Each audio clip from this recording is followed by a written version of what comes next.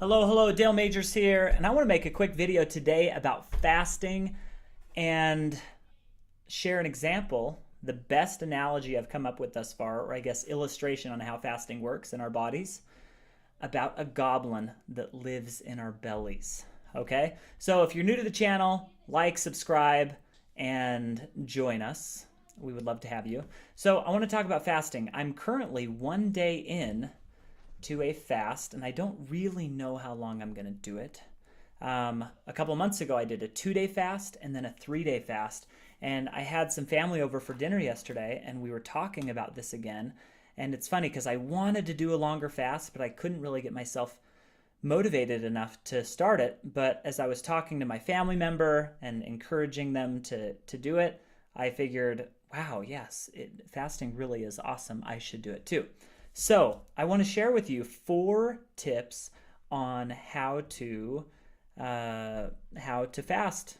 And there's plenty of books and resources and whatever on this, but these are things that have really helped me get motivated enough to try it out. Okay, so and then I'll share with you my example of how it works. So fasting has been something that has been done for thousands of years by people of a lot of different religions, and there have been a lot of different health crazes that have come and gone that have involved fasting. So I was really curious to try it out. And I'd also heard of people that had done like 7-day fasts and 21-day fasts. And the first tip is really to be motivated to do a fast is to learn about it. So I have a few ways and recommendations on how to do that. There's a book called The Obesity Code that's really good. And Jason Fung talks about the benefits of fasting and why it's awesome, and how a lot of the beliefs that we have about weight loss and cutting calories are just wrong. So it's really good. If you read a book like that, you'll be a lot more motivated to try it out. There's another devotional talk basically on YouTube by a guy named Benjamin Bickman called The Plagues of Prosperity. It's very reasonable, and he just talks about why people fast and why it's beneficial to basically eat like your grandparents did, okay? So read a book, and I'm actually making one more note. I've got another thought about fasting. So another thing that's helped me jump into fasts is to feel unhealthy, meaning like the first time I did a 3-day fast, it was right after Christmas, and I ate a lot through the holidays, and then I binged on Christmas, and I ate so much food. I was very ready to take a break from food. So if you are going to fast, sometimes to get the motivation up, it's nice to just eat a lot of food and then choose, yeah, now would probably be a good time to fast. That's how I've found myself motivated. So I decided I want to do a long fast. I want to do it.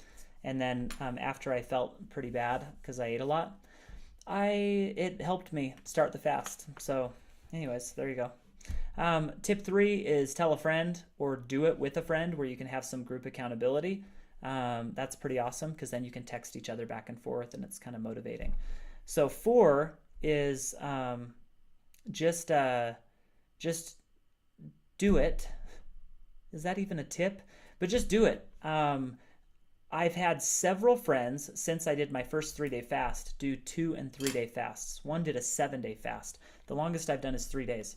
But we all feel like we're in a special club because there's this benefit that comes from it of knowing that you can do hard things, and I love it.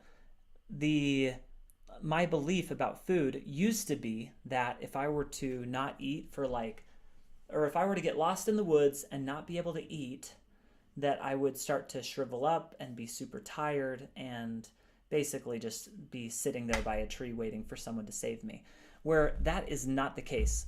After about the first day, your body kicks into ketosis and basically starts to eat off of your fat and use your fat for energy instead.